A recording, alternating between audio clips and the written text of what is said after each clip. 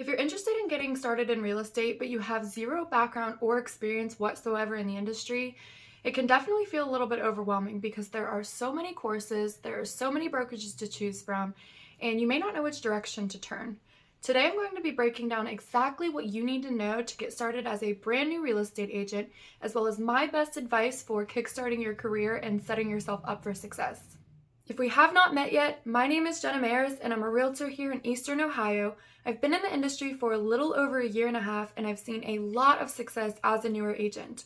I'm now in the process of building out my sales team as well as my EXP organization so that I can help other new agents all across the country achieve the same level of success in their first year in the business. I'm going to be breaking down 6 topics for you today, but before we get into the video, I would really appreciate you taking a minute to like and subscribe to the channel. It will really help me reach a further audience so that I can keep putting out more content just like this. So the first thing I'm going to be breaking down for you today is, what does a realtor actually do?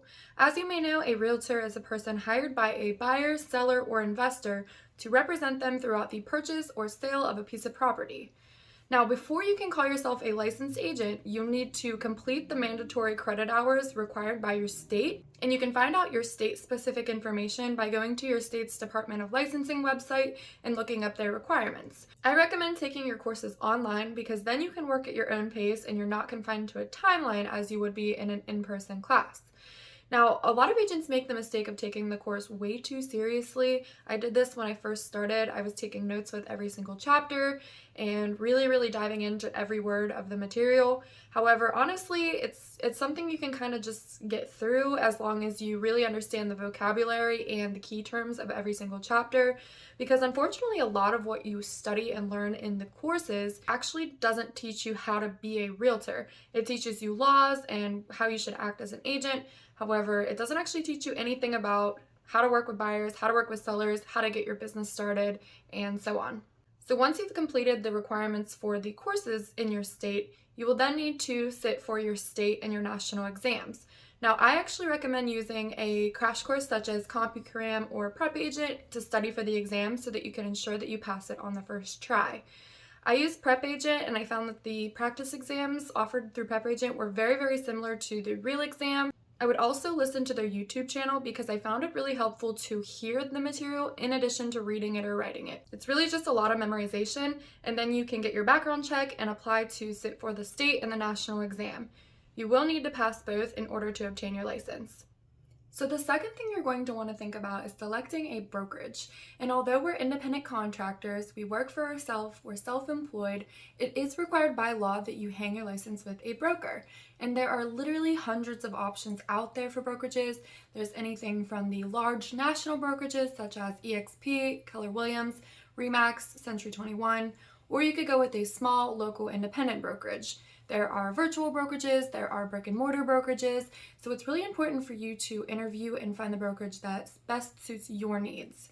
Now keep in mind when you're interviewing, you're the one doing the interviewing, not the other way around, so feel free to ask lots of questions to the broker.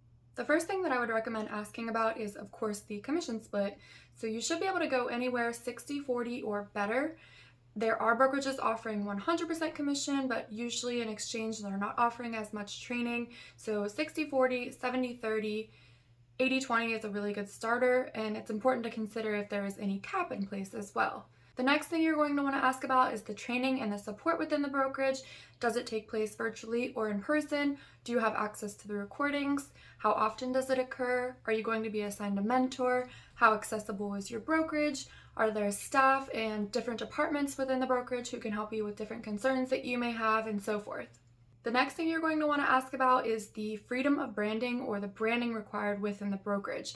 So are you going to have freedom of branding so that you can have your own personal brand, or will you be required to use the colors and the same signs and the same business cards as every single other agent within the brokerage? This was a really important one for me because even though I associated with a large nationwide brokerage, I really wanted to go with a place that gave me the freedom and the flexibility to establish my own personal brand. You're also going to want to just consider the overall vibe and the culture within the brokerage. Do you like the people there? Do you like the atmosphere? And do you see long-term growth potential for yourself at that brokerage?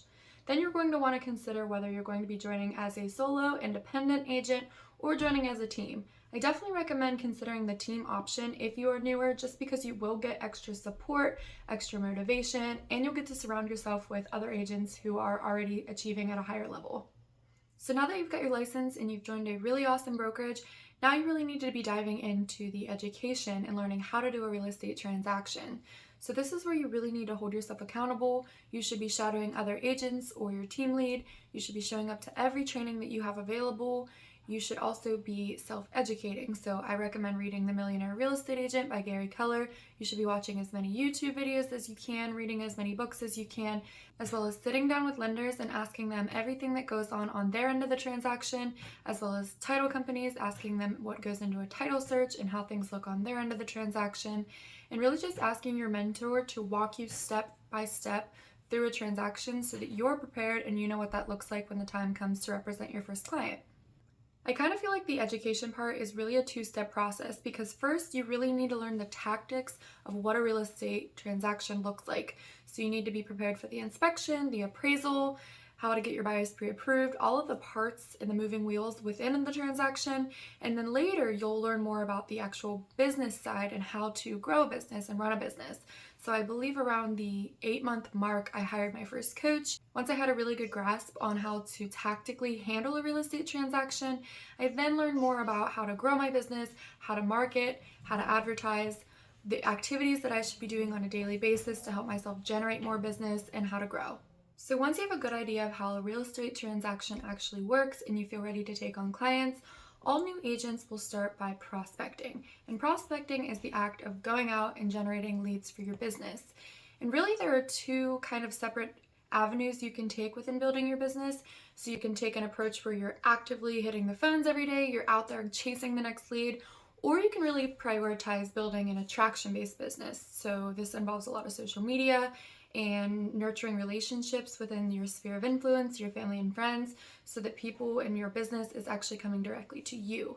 All agents will do a lot of prospecting in the beginning, so this can look like cold calling, door knocking, sending out mailers, open houses, even paying for leads like Zillow. However, it is really important to also prioritize the attraction-based model from the beginning so that you can really set yourself up for a leveraged, maximized business. So posting on social media will help you to position yourself as an authority within your market, as well as establish a very strong personal brand for yourself. So this can be day in the life posts. Even when you're really new, there are things that you're doing throughout your day that you can showcase and post for your family and friends to see. This can be educating your family and friends on the current market conditions, making videos on how to get pre-approved, and all the different things that you can do to post on social media and stay top of mind so that people think of you when they think of real estate. So if there's one single thing that I did exceptionally well that I think really was the key to my success early in my career, it's definitely setting myself up for an attraction-based business. So posting on social media, getting really clear in my messaging, so being very direct in who I'm speaking to, always solving the problems of my ideal client and who I really prefer to work with. I also really prioritized sellers.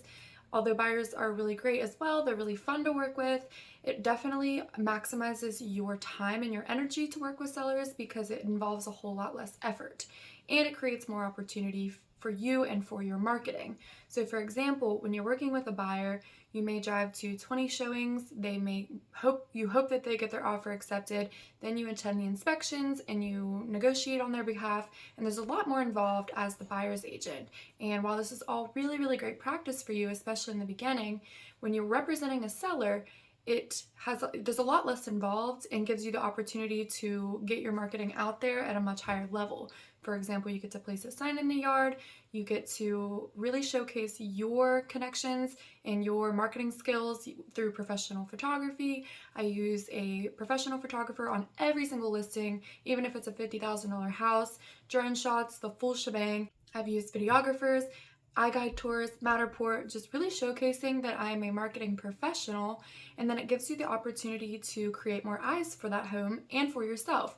Consider it marketing your own marketing. You're sharing it out, you're running ads for different homes, and really getting more eyes on not only your properties that you have listed, but also your name. So there you have it. You're learning the ins and outs of the business, you're prospecting and attracting sellers and buyers, you are creating all the funnels to set yourself up for success. What comes next?